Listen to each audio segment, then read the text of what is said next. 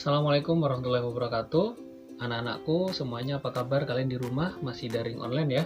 Kali ini ketemu dengan Pak Leo, kita akan membahas informasi mengenai studi lanjut dan karir kalian yang ini banyak sekali masalah atau banyak sekali yang tidak paham. Bahkan hari ini Pak Leo baca di artikel di Google, banyak sekali siswa lulus madrasah aliyah tak paham mau kemana. Ada juga di situ dikatakan hampir 75% siswa masih bingung memilih jurusan dan perguruan tinggi mana yang akan mereka pilih. Di situ juga dikatakan tak banyak siswa paham berbagai jalur masuk perguruan tinggi. Bahkan siswa masih bingung antara mau bekerja atau melanjutkan perguruan tinggi. Nah, di video kali ini kita akan kupas lebih dalam lagi. Singkat saja nanti videonya, semoga kalian semuanya bisa mengerti setelahnya. Terima kasih. Topik kita pada kali ini anak-anakku semuanya adalah tentang studi lanjut dan pilihan karir setelah lulus dari madrasah. Sering kali kita ditanya, setelah lulus dari madrasah mau kemana sih? Mau kuliah di mana sih? Ngambil jurusan apa sih? Dan atau bahkan mungkin melanjutkan pekerjaan. Pertanyaan itu sering kali melekat pada benak siswa tentunya. Yang terkadang bisa membuat pusing kepala dan perlu adanya penyiapan yang serius dan tidaklah mudah. Namun, secara garis besar, jawaban dari pertanyaan itu nanti bisa kita klasifikasikan menjadi 4 alternatif pilihan. Di antaranya, yang pertama melanjutkan studi lanjut ke jenjang perguruan tinggi, yang kedua mengikuti kursus atau pelatihan, ketiga memasuki dunia kerja, dan keempat memasuki kehidupan berkeluarga. Nah, di bawah ini akan dibahas lebih detail masing-masing alternatif di atas ya anak-anakku semuanya. Alternatif yang pertama, melanjutkan studi ke jenjang perguruan tinggi. Dengan melanjutkan pendidikan ke perguruan tinggi, tentunya kesempatan memperoleh pekerjaan yang lebih baik akan semakin besar pula. Apalagi saat ini tidak bisa dipungkiri, persaingan begitu ketat untuk mencapai suatu pekerjaan. Perguruan tinggi yang tepat bukan berarti yang mahal dan terkenal, namun yang sesuai dengan bakat, minat, kemampuan akademis, serta kondisi sosial ekonomi keluarga. Di samping juga kita perlu memperhatikan kredibilitas dari perguruan tinggi yang bersangkutan. Adapun hal-hal yang perlu diperhatikan siswa saat memilih melanjutkan studi di perguruan tinggi adalah sebagai berikut. Dalam melanjutkan studi di perguruan tinggi, kadang kita juga perlu memperhatikan status akreditasi perguruan tinggi tersebut. Karena akreditasi tersebut memberikan jaminan bahwa institusi perguruan tinggi yang terakreditasi telah memenuhi standar mutu yang ditetapkan oleh BAN-PT. Saat kita memutuskan untuk memilih studi lanjut ke perguruan tinggi, maka ada beberapa hal yang perlu kita ketahui. Ada banyak jenis perguruan tinggi di Indonesia. Yang pertama tentang universitas. Merupakan perguruan yang di dalamnya terdiri atas berbagai macam disiplin ilmu mulai dari eksakta, humaniora, bahkan seni dan agama. Kesemua disiplin ilmu tersebut biasanya dikelompokkan secara khusus ke dalam fakultas-fakultas tertentu. Yang berikutnya jenisnya adalah institut. Sama seperti universitas, institut juga menyediakan sistem pendidikan akademis dan praktis serta mempunyai jenjang pendidikan yang beragam. Kalau di Indonesia kita mengenal institut ini seperti ITB, ITS, IPB, dan sebagainya. Berikutnya ada sekolah tinggi. Sekolah tinggi merupakan perguruan yang hanya terdiri dari satu fakultas saja. Hal ini tentu berbeda dengan universitas dan institut yang dapat memuat banyak sekali fakultas di dalamnya. Berikutnya politeknik. Sebetulnya politeknik merupakan salah satu cabang dari sekolah tinggi, hanya saja sistem pendidikan politeknik lebih berfokus pada segi praktis ketimbang teoritis atau akademis. Jadi kalau kuliah di politeknik akan lebih banyak prakteknya daripada teoritisnya. Kalau di Indonesia kita mungkin lebih mengenal, kalau di Malang ada Polinema, ada Poltekkes, ada politeknik-politeknik negeri yang lainnya yang cukup terkenal di Indonesia. Yang berikutnya adalah akademi atau sekolah kedinasan. Sama seperti politeknik, akademi atau sekolah kedinasan juga menerapkan sistem pendidikan yang lebih menerapkan sisi praktis. Bedanya, akademi atau kedinasan hanya bisa menyediakan pendidikan praktis untuk satu rumpun ilmu tertentu saja. Kalau kita pahami sekolah kedinasan di Indonesia ada banyak ya anak-anakku semuanya, mulai dari STAN, IPDN, STIS, STIN, STTD, dan sebagainya.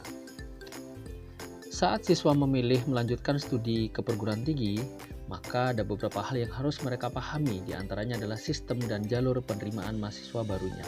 Ada jalur apa saja sih yang disediakan oleh masing-masing perguruan tinggi tersebut di Indonesia?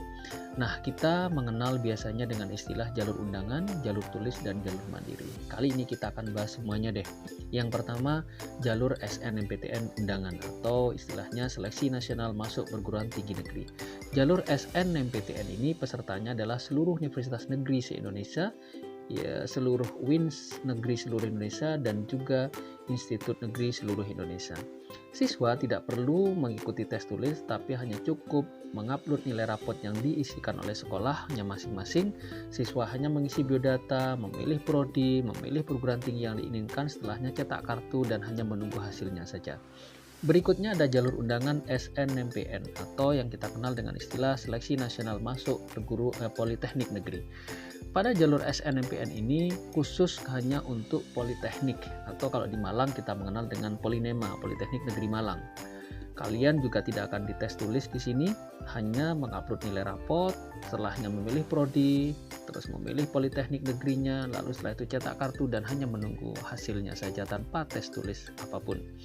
Berikutnya ada jalur undangan SPAN PTKIN atau yang kita kenal dengan istilah Seleksi Prestasi Akademik Nasional Perguruan Tinggi Keagama Islam Negeri atau yang kita kenal dengan SPAN PTKIN. Nah, pada jalur SPAN PTKIN ini kalian juga tidak perlu tes tulis, hanya mengupload nilai yang diwakili oleh sekolahnya masing-masing. Kalian setelahnya akan mengisi biodata lengkap, terus setelah itu memilih prodi dan memilih UIN yang diinginkan. Setelahnya tinggal hanya menunggu hasilnya saja. Nah, itu tadi adalah jalur untuk yang undangan. Berikutnya akan kita bahas tentang jalur tulis nasional di Indonesia. Yang pertama, jalur SBMPTN atau Seleksi Bersama Masuk Perguruan Tinggi Negeri. Pada jalur tulis SBMPTN ini, kalian akan melalui serangkaian di UTBK-nya atau uji tulis berbasis komputer. Setelah kalian melewati serangkaian tes tulis, akan mendapatkan skor UTBK yang dipakai untuk mendaftar di portal SBMPTN sampai nanti kalian diterima. Nah, di jalur SBMPTN ini kalian bisa memilih berbagai universitas negeri, UIN negeri, dan juga institut negeri seluruh Indonesia. Nah, itu tadi SBMPTN. Berikutnya tentang jalur tulis nasional SBMPN atau Seleksi Bersama Masuk Politeknik Negeri. Dari namanya saja kita bisa tahu anak-anakku bahwa SBMPN ini khusus rumpun politeknik atau yang di Kota Malang kita kenal dengan Polinema. Jalurnya sama melalui mekanisme tulis. Nah, itu tadi SBMPTN. Berikutnya adalah tentang jalur tulis nasional UMPTKIN atau yang kita kenal dengan istilah Ujian Masuk Perguruan Tinggi Keagamaan Islam Negeri. Jelas ya, dari situ kita bisa tahu bahwa UMPTKIN ini hanya untuk Universitas Islam Negeri seluruh Indonesia. Jadi itu tadi bahasan tentang jalur tulis nasional yang ada di Indonesia. Ada jalur SBMPTN, ada jalur SBMPN, dan juga ada jalur UMPTKIN.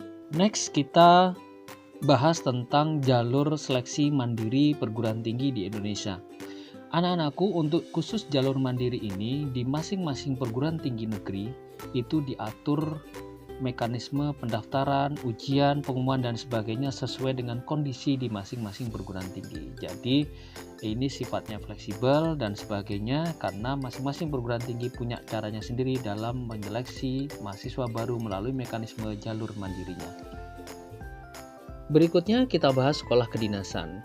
Di Indonesia sekolah dinasan cukup banyak, ada 8 setidaknya yang cukup kita kenal. Pertama adalah PKN STAN, yang kedua IPDN atau Institut Pemerintahan Dalam Negeri, yang ketiga STSN Sekolah Tinggi Sandi Negara, yang keempat Poltekip, Politeknik Pemasyarakatan dan Poltekim, Politeknik Imigrasi, yang kelima STIN Sekolah Tinggi Intelijen Negara, ada 6 Politeknik Statistika STIS, ada STMKG Sekolah Tinggi Meteorologi, Klimatologi dan Geofisika, dan masih banyak yang lainnya.